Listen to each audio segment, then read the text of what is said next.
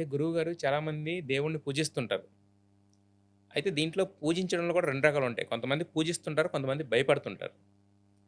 పూజించడానికి, భయపడడానికి తేడా ఏంటి? చాలా తేడా ఉంది. దేవుడిని స పూజించాలా? భయము, భక్తి అంటారు. ఆ! భయము, భక్తి. భయం, భక్తి. దీనికి భయం ఎందుకు అవసరం అంటే, ఒక ఆచారాన్ని సక్రమంగా పాటించడానికి భయపడితే పర్వాలేదు. హ్మ్. ఇవాళ వ్రతం చేస్తున్నాం. ఏమీ తినకూడదు. హ్మ్. ఈ భయం ఉండాలి. హ్మ్. భక్తి ఉంటే ఏమవుతుందో తెలుసా? తిన్నా గానీ దేవుడు ఏమనుకోడు. ఈ లోకమైపోతుంది వ్యవస్థ. హ్మ్. అంచేత భయము, భక్తి 2 అవసరం. అసలు హ్మ్. భగవంతుడిని పక్కనెట్టండి.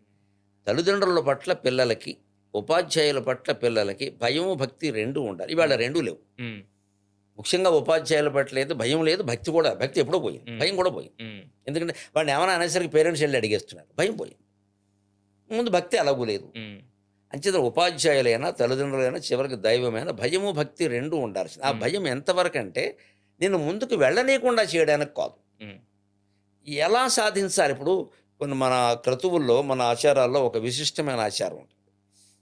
పుట్టమట్టి తెస్తారు కొన్నిటికి. మామూలు మట్టి పనికిరాదు. రేగడి మట్టి కుదరదు, కంకర్రాళ్ళు అసలే కుదరవు. అదే పుట్టమట్టి. గురువుగారు. ముఖ్యంగా వివాహంలో అంకురారోపణ అని చేస్తారు. నవధాన్యాలు అక్కడ పుట్టమట్టి వాడతారు. హ్మ్. సహస్రలింగార్చన చేస్తారు, అక్కడ పుట్టమట్టి వాడతారు శివలింగాలకి. పుట్టమట్టి మీరు తేవాలి అనుకున్నప్పుడు ఒక విధానం ఉంది. పుట్టలో పాము ఉంటుంది కాబట్టి నేను వెళ్ళను, నాకు భయం అంటే అది చేతకాంతాను. హ్మ్. పుట్టలో పాము ఉన్నా సరే నేను వెళతా అంటే అది దుస్సాహసం. అయిపోతాం. 2 చేయకూడదు. పాము వేటకి వెళ్ళినప్పుడు నేర్పుగా వెళ్ళి తెచ్చుకోవడం తెలియదు. తెలీదు. అదే. అది భయపడ్డం కాదు. అది అదే గురువు. మనకి మట్టి కావాలి, పాముతో తగాదా కాదుగా. పాము దాని దృష్టి దాని ఉన్నప్పుడు వెళ్ళి దాన్ని జయించి నువ్వు వీడియోలో పెట్టాలా? అంత పని అక్కర్లేదు మనకు కదా. కావలసింది మట్టి. హ్మ్. ఆ మట్టి అక్కడ ఉన్నప్పుడు అసలు పాము ఉంటుంది, ఉందో లేదో అనుమానం ఉంది. హ్మ్. ఉన్నప్పుడు ఆహా కాసేపు చూడు, ఉందని ఏమాత్రం అలికడ అవుతున్నాడు, అది వెళ్ళని దాని పని దాని కూడా నీకుతో దానికే ఉంది, హాయిగా తెచ్చుకో. హ్మ్. అసలు నేను అది ఉంది కాబట్టి ఉంటుందేమో అన్న భయంతో వెళ్ళను అనడం చేతకంతం. ఎప్పటికీ నీకు పుట్టమట దొరకదు. హ్మ్. ఉన్నా సరే వెళతానడం దుస్సాహసం. ఏం జరుగుతుందో తెలియదు. చేయదు. అందుకని నేర్పు ఏమిటి అంటే ఓర్పుగా ఉండి వేచి చూసి పాము బయటికి వెళ్ళాక, బయటికి వెళ్తే మళ్ళీ గంట వరకు రాదు. దాని ఎలకలు దానికి కావాలి కదా, నీకు పుట్టమట్టు కావాలి, దానికి ఎలకలు కావాలి, అప్పుడు తీసుకోవాలి. హ్మ్. అలాగా ఈ భయం అనేది ఎంతవరకు ఉపయోగపడుతుందంటే, మీకు విదురుడు భక్తితో విందు చేశాడు, హ్మ్. శబరి శ్రద్ధతో విందు చేశాడు. ఆ శ్రద్ధలో కొంచెం భయం ఉంది. హ్మ్. అంటే ఏమిటి? స్వామికి అసలే అరణ్యవాసంలో 13 ఏళ్ళు ఉండి వస్తున్నాడు, పైగా సీతాదేవిని కోల్పోయేట ఆవిడకి ఆ విషయం తెలుసు. హ్మ్. బాధపడుతున్నాడు. ఆయనకి మళ్ళీ కుళ్ళిపోయిన పళ్ళు పడితే అలాగా, మాగిపోయిన పళ్ళు, మాడిపోయిన పళ్ళు అని ఆవిడ ఏం చేసిందంటే ఉన్న వాటిలో మంచివి ఏరింది, ఎంగిల్ చేసి పెట్టింది అంటారు. తప్పు మాట. హ్మ్. రామాయణంలో ఎక్కడా లేదు. లేదు. ఎంగిల్ చేయలేదు. హ్మ్. అంత తప్పు ఎవరు చేయరు, ఎంగిల్ చేయలేదు. హ్మ్. ఉన్న పళ్ళలో మంచి పళ్ళు అంటే, మీరు మనకి మామిడి పళ్ళు పెట్టినప్పుడు చూడండి, ఒక బుట్ట ఇక్కడ పెట్టి చూసుకోండి సార్ అంటారు. హ్మ్. కాస్త అందులో తిప్పి చూసి ఈ మొత్తం ఆ పండును బట్టి ఆ బుట్ట అంతా ఎంపిక చేస్తారు. హ్మ్. అంతే కదా. అంతే గురువు. అలాగే శబరి ఏం చేసిందంటే, ఏదో మామిడి పళ్ళే తెచ్చింది అనుకో, రేగి పళ్ళు తెచ్చింది, ద్రాక్ష పళ్ళు తెచ్చింది, అందులో మంచివేవో చూసింది, అంతేగా నోట్లో పెట్టుకుని చూడలేదు. హ్మ్. దాని రుచి, ద్రాక్ష పండు రుచి శబరికి తెలియదా, రాముడికి తెలియదా? అవసరం లేదు. దాని గురించి రుచి కోసం కాదు ఆవిడ, ముందు శ్రద్ధ. ఏమో అందులో ఏదైనా పురుగుంటే, హ్మ్. రేగిపళ్ళు తినేటప్పుడు ముఖ్యంగా మీరు వెతుక్కుని చూడకపోతే పురుగులు ఉంటాయి అందులో, అవును గురుగారు. చాలా ఇబ్బంది. అది చిన్న కన్నం ఉంటుంది, కనపడదు, లోపలికి వెళ్ళిపోతుంది. హ్మ్. చూసుకోవాలి. ఇది శ్రద్ధ. శబరి విందు శ్రద్ధ. అందులో కొంచెం భయం కూడా ఉంది. స్వామికి తప్పుడు విందు చేయకూడదు. ఒళ్ళు పెట్టకూడదు. విదురుడి దాంట్లో అది రామండి, వాస్తవాలు అవాస్తవాలు ఎలా ఉన్నా విదురుడి దాంట్లో భక్తి ఎక్కువ.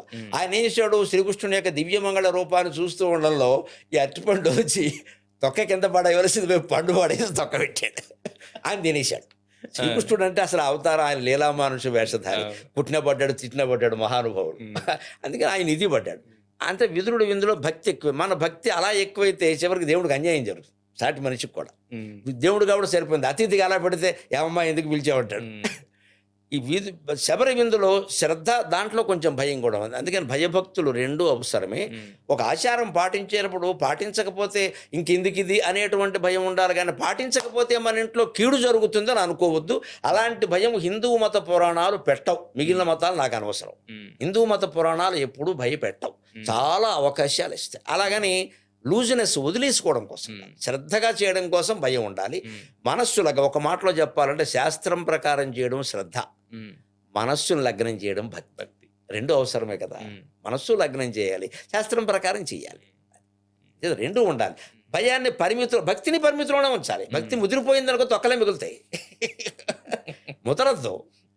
నేను మనస్సులో దీపం పెడతా కుదరదు. దీపం పెట్టిన రోజు దీపం పెట్టు, ఆ తర్వాత మనసులో కూడా పెట్టుకో. అందుకని దీపం పెట్టడం మానేక్కర్లేదు మనసులో పెట్టడం కోసం. అలాగే ఇప్పుడు ఇలాంటి వాటికి భోజనం కూడా నువ్వు మనసులో పెట్టుకో, మేము తింటాం అని చెప్పాలి. మరి ఊరుకుంటాడా? అంటే దీపం పెట్టే చోట దీపం పెట్టాలి, స్నానం చేయమన్నప్పుడు స్నానం చేయాలి, ఉపవాసం ఉంటే ఉపవాసం ఉండాలి.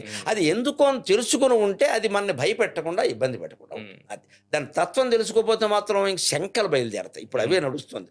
మేము చాలా ఇబ్బంది పడుతుంటాం ఆ సమాధానాలు చెప్పాలి. ఆ శంకలు ఎక్కువైపోతే అసలు భక్తి పోయి భయం ఎక్కువైపోతుంది. అలా ఇప్పుడు మించిపోకూడదు. ఏది మోతాదు మించకూడదు. అది మోతాదు. ఒక భయం ఎప్పుడు చిన్న మోతాదులో ఉండాలి. భక్తి పెరుగుతున్నా కూడా దాన్ని తగ్గించాలి. ఇదెందుకు ఒకటేనండి. ఆధ్యాత్మికంగా ఎప్పుడు మనుషులు ఎక్కడ మోసపోతున్నారు అంటే, ఆధ్యాత్మికమైన విషయం కథ మీరు విన్నప్పుడు 2 ప్రశ్నలు అనవసరం, 2 ప్రశ్నలు చాలా అవసరం. ఆధ్యాత్మిక సత్యనావ్రతం గజేంద్ర మోక్షం కథ విన్నారు, ఎప్పుడు జరిగింది, ఎక్కడ జరిగింది, ఇట్స్ క్వైట్ అన్నెసరీ. తీసేయి. ఎక్కడ జరిగినా అనవసరం, ఎప్పుడు జరిగినా అనవసరం. ఏం జరిగింది అడగవలసింది ఏమిటంటే, ఏం జరిగింది, ఎందుకు జరిగింది, ఇది ప్రశ్న. అసలు ఏం జరిగింది? గజేంద్రుడు సరస్సులో దిగడం ఏంటి? నీళ్లు బయట నుంచి తాగచ్చు కదా తొండంతో, దిగడం ఎందుకు, అది ప్రశ్న. ఇక ఎప్పుడు జరిగిందంటే ఏమంటాడు ఎవడో, అది సోమవారం అక్కడి నుంచి గజేంద్ర మోక్షం ఖర్చు అవుతుంది. వీడు మహారాష్ట్రలో జరిగింది, బస్సు చేసుకుని మహారాష్ట్ర వెళ్ళిపోతాడు. నువ్వు 100 చోట్ల మునిగినా నీకు మోక్షం రాదు.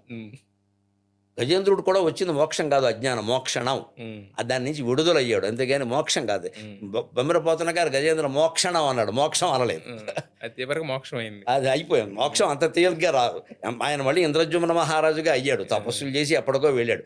ఆ ఏనుగు జన్మ నుంచి ముక్తి వచ్చింది, అంతే. విముక్తి అంటారు దాన్ని, మోక్షం కాదు, మోక్షణం. అలాగా ఎందుకు ఎలా జరిగింది, దీని ఉద్దేశం ఏమిటని ప్రశ్నిస్తే మీకు ఇది బాగా తెలుసు.